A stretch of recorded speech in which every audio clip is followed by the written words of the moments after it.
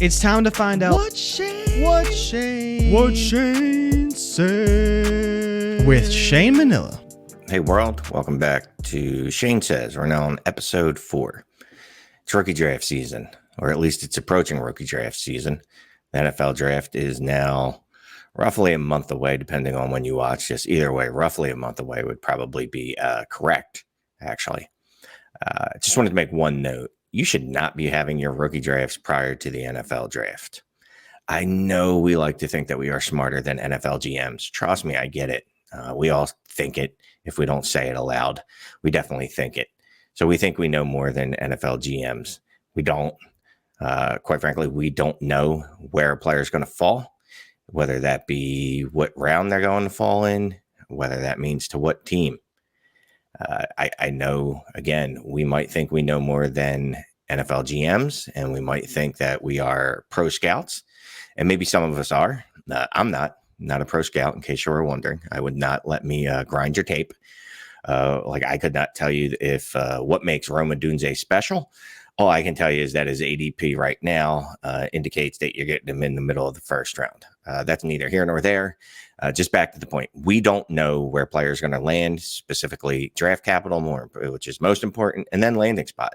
Let's just think aloud. If Rome Odunze ends up in Philadelphia with A.J. Brown and Devonta Smith, and you've drafted him prior to the rookie draft, prior to the NFL draft, and you've drafted him at 106, how would you feel about that pick? So again, it's always better to have more information than less information. So I am a strong proponent of having rookie drafts after the NFL draft. Okay. So again, like I said, drafts are coming up, hopefully after the NFL draft. But even if they're not, if you're having your draft now, I thought it'd be interesting to just go back over the last 5 years, get some data, look at some rookie hits, rookie misses. I broke this down a couple different ways: by player, by pick, and by position. So just some caveats before we even start. The ADP was based on DLF's Superflex rookie mock drafts. I know you might not like that, but if JJ Zacharyson uses DLF mock rookie drafts or mock drafts in general, I'd say it's good enough for me. I am no JJ Zacharyson. Scoring is obviously points per game. We're going points per game because that is a truer indicator of how a player performs than gross scoring, which wouldn't take into account players missing time. All the scoring is based, and points per game finish is pulled from playerprofiler.com. One more note: not all rookie draft hits are created the same. A tight end 2 season is by no means as valuable as a running back 2 or a wide receiver 2 season. A tight end 1 season is probably not as significant as a running back 1 or a running back wide receiver 1 season. Again, the scoring's not the same. Tight ends generally score fewer points than running backs and tight ends at the highest level, even at the elitist level, which is top 6. And we'll talk about some top 6 hits here. So in the last 5 years, assuming that you're in a 12-team league, that would account for 60 picks, right? 5 years, 12 picks per round gives you 60 picks over the last 5 years. From a high-end level, I just wanted to look to see how those players are produced. Out of those 60 players, 34 of those players have provided you at least a top 24 season. 34 out of 60. So a little over 50%, 56%, I believe that is. 26 have provided you 2 seasons. And what 2 seasons are wide receiver 2, running back 2, tight end 2, QB 2 seasons. 26 players have done that for a 43% hit rate there. Here's where it gets good, because this is where the players really that make a difference matter. The players that matter is wide receiver 1, wide receiver 2, etc. seasons. Wide receiver 1, running back 1, tight end 1 seasons. There have been 25 players, which is 42%. 25 players have provided you at least a top 12 season. That's 42% of the players over the last 5 years drafted in your rookie drafts have provided you either a wide receiver one, wide receiver one, running back one, QB one, or tight end one season. Now, we want to get to the super elite production, the production that really moves the needle, right? These are what we like to call hammers in the industry. That's a actual term if you look it up. These are the players that I would define as a hammer. 15 out of these 60 players have been able to provide you at least one top 6 season, 25%. So you have a 1 in 4 chance of the players you draft in the first round providing you a top 6 season. Not bad, right? 1 in 4. Now, obviously, there's some ranges with these picks, and I'm not going to go through every pick and tell you how every 101 produced, how every 102 produced. I'm just going to give you some high-level stuff. I'm going to see if I can share the database in the description so you can go ahead and just take a look at it, copy it, do what you want. Hit me up. Let me know what your conclusions are. So I thought it'd be fun. Let's look at the 101. Again, there have been 5 players drafted at 101 over the last 5 years. That's pretty hard, right? 5 of those players have given you at least one top 24 season.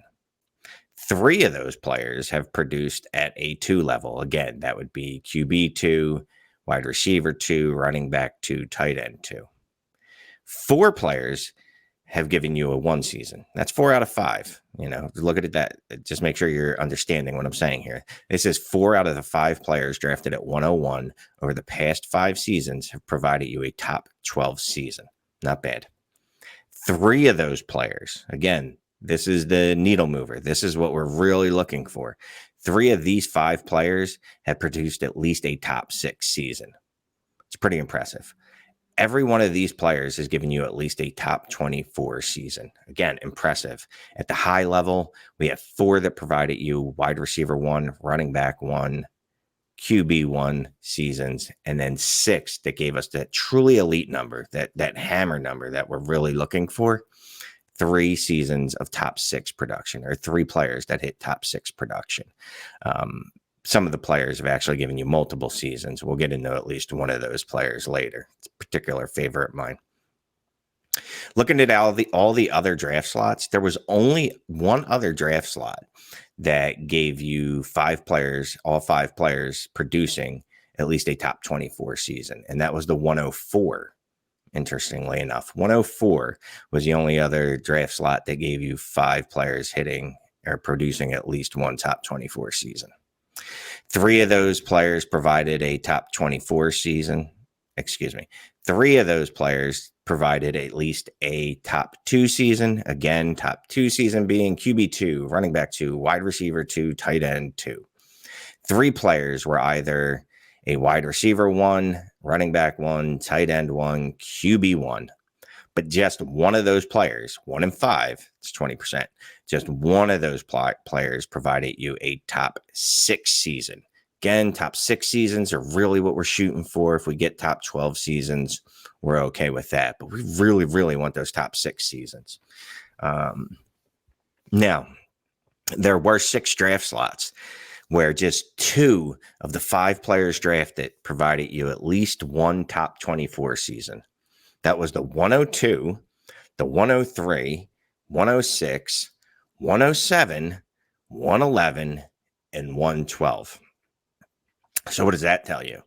That, if you do some quick math, there are more instances and more draft slots where a player doesn't provide a top 24 season than do. In this case, there are, like I said, 6 draft slots where we're provided just 2 players that hit top 24 seasons. Again, compare that to 101 and 104, where each of the 5 players produced at least one top 24 season. Again, just 2 players did it in these draft slots: 102, 103, 106, 107, 111, 112. So what did that mean? I mean, you had no better odds of a top 24 season drafting a player at 102 than you did at 112. Just think about that for a minute. That kind of puts some things on its head, right? I know we think 102 is almost a can't miss. This is kind of pointing in the direction that it's not actually a can't miss. Obviously, we don't expect every draft pick to hit, but we do expect them to hit at I'd say the 102 to hit at a much higher rate than the 112. Okay, there's only been one draft slot over the last 5 years that didn't provide you at least one top 12 season. That was the 108. 108, I'm disappointed in you. I don't know what is going on there. You have to try harder. You got to get at least one of your people to go ahead and give me a top 12 season. I'm looking at you next year. Maybe it's Brian Thomas Jr., or I should say this year. Maybe it's Brian Thomas Jr. Maybe it's A.D. Mitchell. I don't know. But whoever's going at 108, I'm going to really need you to produce a top 12 season at some point. All right, so that's by draft picks. And, as much as I look at draft slots, I should say, I like those. But the sample size is small on those, right? It's obviously 5 picks. Each sample size is 5 picks. There's 60 picks overall, but, there's only been 5 picks made at each of those draft slots over the 5 years. What I thought would be kind of fun and maybe a little more instructive was breaking this down by players. Okay, so again, 15 quarterbacks drafted in the first round over the last 5 years. Out of 60 picks, so that's 1/4. Nope, that's not 1/4. Yep, that's 1/4 of the picks. There you go. 15 plus 15 is 30. That'd be half. Another 15 be 75%. Another 15 be 60. And 100%. There you go. So of that number, 7 have provided at least a top 24 season. 4 have provided you at least a QB2 season. 4 have hit a QB2 season, which is meh.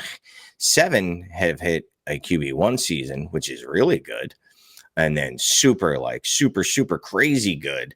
We've got 4 quarterbacks that have given you a top 6 season out of those 15 players drafted.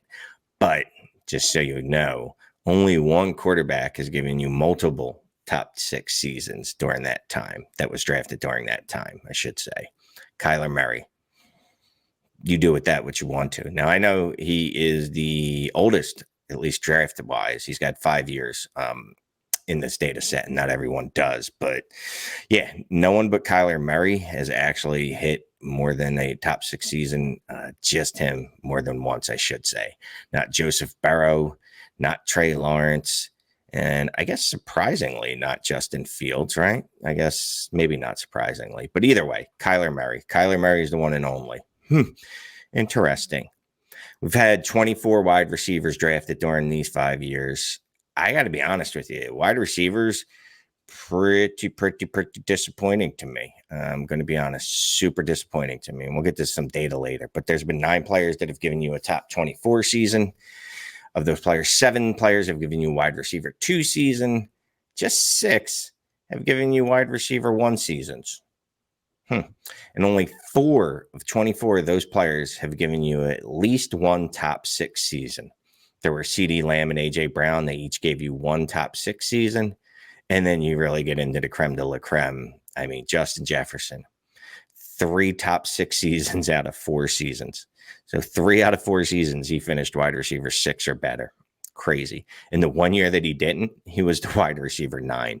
Justin Jefferson's never been anything worse than wide receiver 9. That's bananas. Next dude up, Jamar Chase. 2 top 6 seasons out of 3 seasons played. His other season, wide receiver 11. So there you go. Jamar Chase never been worse than a wide receiver 11.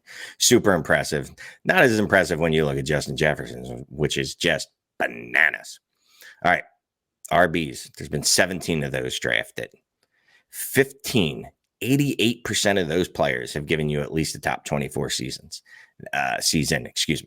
15 of those 17 players have given you at least a top 24 season. And I know what you're thinking. You're thinking it's easier to be a running back 2 or running back 1 than it is a wide receiver 1, wide receiver 2. Put a pin in that. We'll talk about that later. All right. So there's been 12 players that provided you a running back 2 season, 9 players that gave you a running back 1 season. And again, I know what you're thinking. It's easier to be a running back 1 than it is wide receiver 1. This is what we call, what's the word? Teasing. That's what we're doing. We're teasing here. There's going to be something about that later.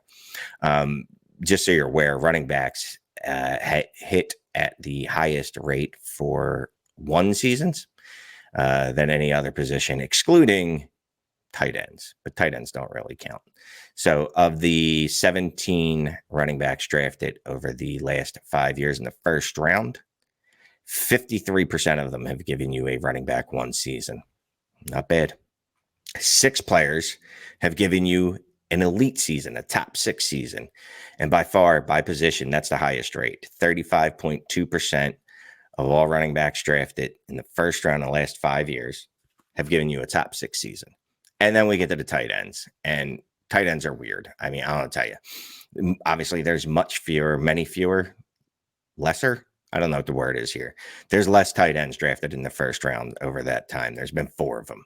TJ Hawkinson, Noah Fant, Dalton Kincaid, and someone I'm forgetting, TJ Hawkinson. Did I say TJ Hawkinson? TJ Hawkinson, Kyle Pitts, Noah Fant, Dalton Kincaid. Interestingly, every one of those tight ends just so happened to be a first-round NFL pick, but we'll get back to that too. I keep getting back to things. Anyway, so 3 of those 4 tight ends have given you a top 24 season. Meh, whatever. Again, it's tight end. 3 of them had tight end 2 seasons. Again, not very exciting. It's tight end 2. 3 of them had tight end 1 seasons, though. I bet you didn't know that. But let's keep in mind that if you score generally 10 points a game in a season, you're tight end 1. So maybe it's not that impressive. And then there's been 1 player, just 1, who's given you a top 6 season. And that's TJ Hawkinson, who I feel like the Shaq Shaq meme that goes, I apologize. I didn't know your game. I think that's it. Probably. I don't know. One of the youngs can correct me. Either way, TJ Hawkinson, absolute beast. My dude has given you 2 top 6 seasons. The 2 times that he did not provide a top 6 season, he was the tight end 7. So my dude has been tight end 7 or better 4 seasons. That is impressive. TJ Hawkinson, I hope you get well really soon. Really hate that you're not here. I think I might actually go out and try to acquire me some TJ Hawkinson. We know tight ends generally can play into older age. That's not guess. That is a word. Tight ends, elite tight ends can play for a while. My dude's only 26. I know he's going to miss some time. But my dude has been in prerequisite in subsequent. No, in the past 5 seasons, my dude has been tight end 2, tight end 4, tight end 7, tight end 7, and tight end 24 as a rookie.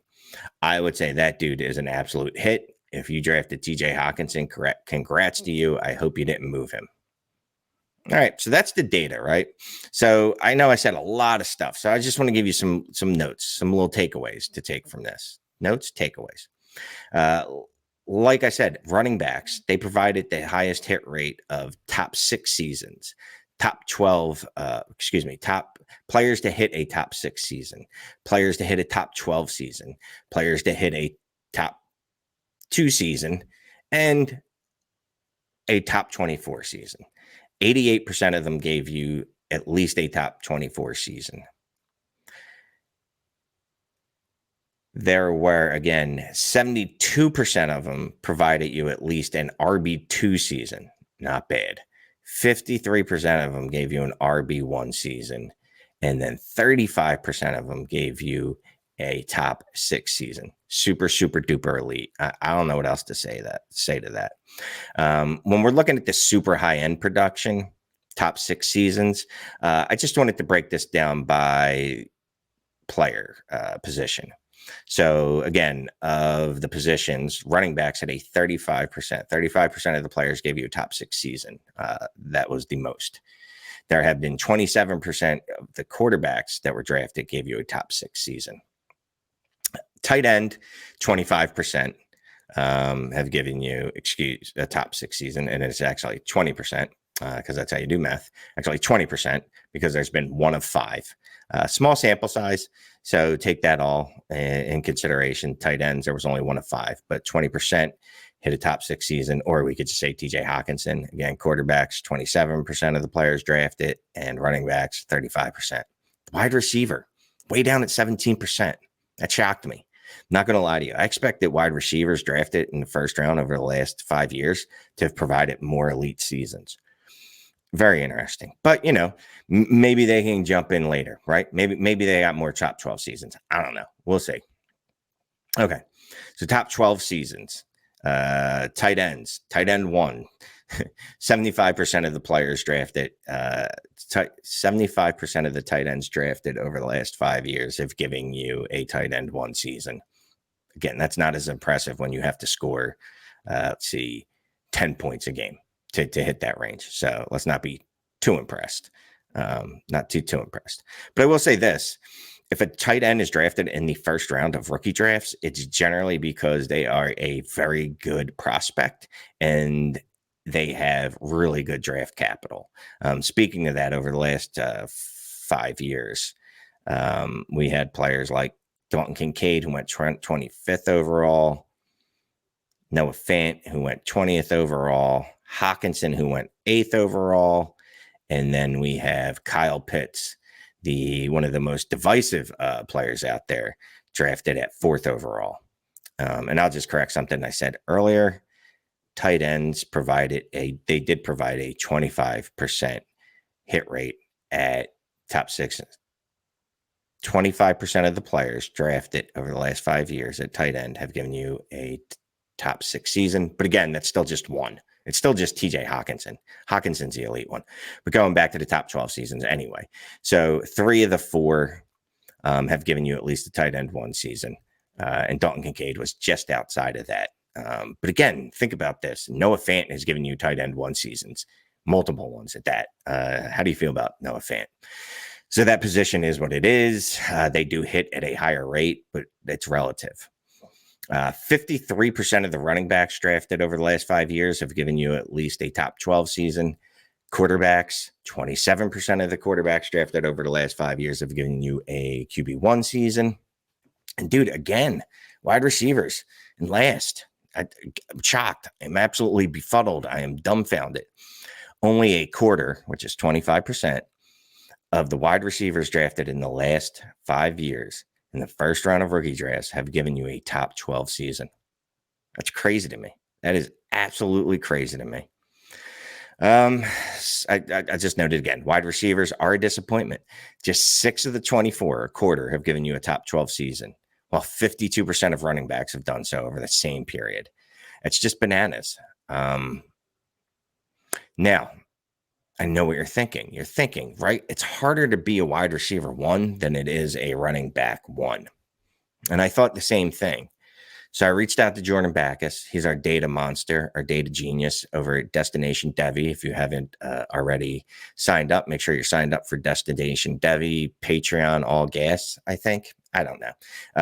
But they're on the site. You can click on something and make sure you sign up and join the, I believe it's the D5 tier. Yeah, you get all the good stuff in the Dynasty Trades and 5 Discord, Heisman Discord, voice chats, all types of good stuff. Go sign up. Anywho, I hit Jordan up, said, hey, can you give me some data? Because instinctively, I thought that it's harder to be a wide receiver 1 than it is to be a it's harder to be a wide receiver 1 than it is to be a running back 1, right? Nah, not really. Yeah, not really. Not at all. So over that time, wide receivers in the top 12 over the last 5 years have averaged 18.3 points per game. That's 1 through 12 over the last 5 years, 18.3 points per game. Compared to running backs, during that same period, to be a running back 1, you needed to average 18.09 fantasy points per game. That is not a significant difference. I am not the greatest at math, but I will say that is less than a full point PPR, right? Yeah, if some calculator could come up and show that, I believe that is correct. Again, wide receivers, to be a wide receiver 1 over the last 5 years, you needed to average 18.3 points per game. To be a top 12 running back, 18.09 points per game. But, you know what? Maybe it's different. Maybe at the high level, that's where the difference is, right? Maybe wide receiver 1s, etc., are just mashing running back 1s. Wide receiver 2s are mashing running back 2s. Wide receiver 3s just mashing their counterparts at running back 3, etc. Right? No. So the scoring difference between running back 3 through running back 5 compared to running back. The scoring difference between running back 3 through running back 5 compared to wide receiver 3 and wide receiver 5 is the only time that there's a scoring difference of a half point or more between the two. That sounded confusing. I'll say it again. If I'm a wide receiver 3 and I'm a running back 3, the difference in the scoring was 0.8 points per game. That's less than a full point, by the way. Wide receiver 4 versus running back 4, it was 0.7. Again, below 1 full point per game. And then wide receiver 5 over wide receiver 5, running back 5, the difference was a half point. Yeah. I mean, and that's the only instance. That is the only instance. Those are the only 3 instances out of 12 that there's a difference of more than half a point between let's say, a running back and their counterpart, their running back 5 versus a wide receiver 5. And just so we're clear, the running back 1 and the running back 2 actually outscore their counterparts, the wide receiver 1 and the wide receiver 2, by 0.6 and 0.10 fantasy points per game. It's little, but it happened. And yeah, this fluctuates some years, but this is just an average over the last 5 years. I have some real questions here. I don't know how or what I'm going to do with this. I'm going to ruminate on this for a little bit, but this is making me think we might overvalue wide receivers in rookie drafts.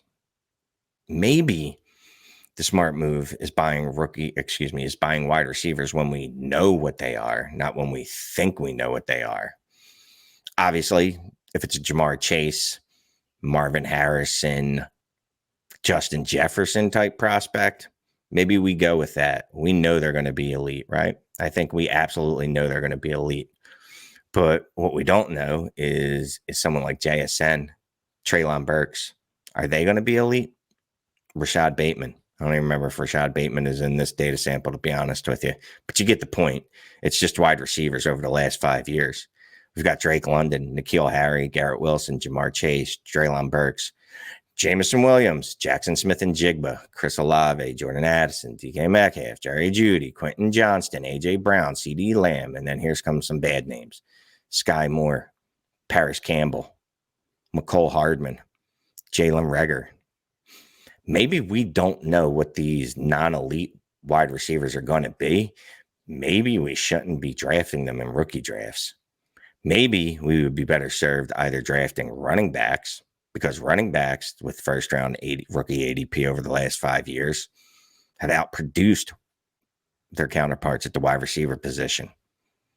Not only that, I think maybe we should be using these rookie picks if you don't want to use them on running backs. I get that, because some of us don't like running backs because, their careers aren't as long as wide receivers. Their trade value isn't as good as wide receivers. You know what? Maybe we use these rookie picks for known entities, known quantities, known assets. Maybe it would make sense to start trading year 107 for DK Metcalf, year 107 for Jalen Waddle, year 108 for Jalen Waddle, year 106 for Jalen Waddle.